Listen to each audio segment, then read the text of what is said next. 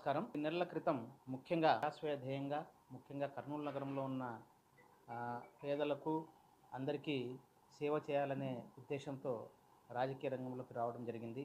కర్నూలు నియోజకవర్గం YCP MLA అభ్యర్థిగా పోటీ చేయడము, ఆ తర్వాత ఎన్నికల ఫలితాలు మీ అందరికీ తెలుసు.